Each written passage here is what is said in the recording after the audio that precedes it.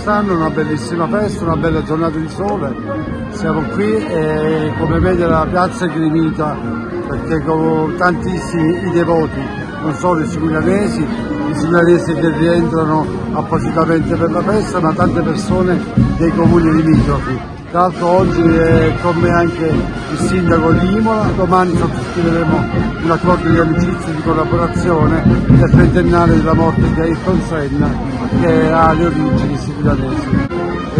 A Imola ci sono diversi eventi per ricordare Ayrton Senna, perché come sapete la sua vita è terminata proprio lì in quel circuito, e quindi da lì è nata l'idea di unire la fine, insomma, purtroppo tragica del campione con le origini. Da lì è nata la nostra collaborazione, quindi io sono stato ospite ad Imola e oggi Marco Panieri, che è qui accanto a me, invece è qui a Siciliano, e domani sigilleremo questo accordo insieme. Veramente molto bella, una manifestazione molto partecipata, molto viva, tante generazioni insieme. Devo dire l'uscita del Cristo Nero veramente molto coinvolgente, anche prima all'interno della cattedrale, della chiesa, molto bella. E poi vedere la banda con le persone che accolgono anche quell'uscita è molto suggestivo. I fuochi hanno sicuramente raccolto anche ulteriore coinvolgimento. Perché devo dire che mi ha fatto molto piacere ricevere l'invito di Giuseppe Zambito, che ringrazio come sindaco.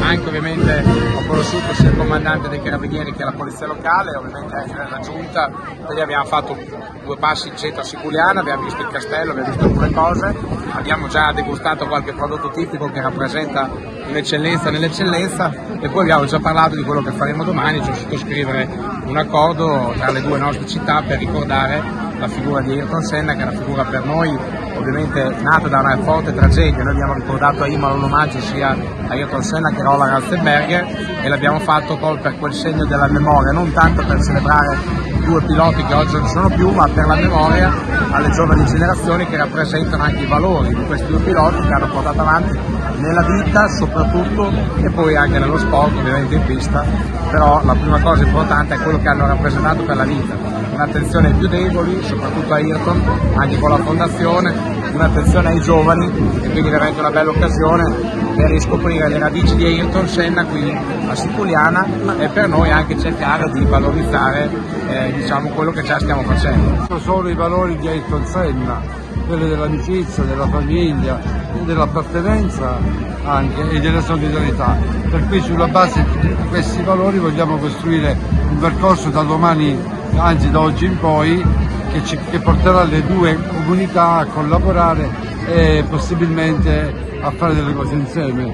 Quindi Ayrton Senna in questo caso proprio rappresenta tutto questo, e sono ben contento domani sera di essere con Marco per questa cosa qui. Grazie dell'invito e dell'ospitalità, come sempre la Sicilia si contraddistingue per quello che è l'inclusività e anche l'attenzione all'ospitalità.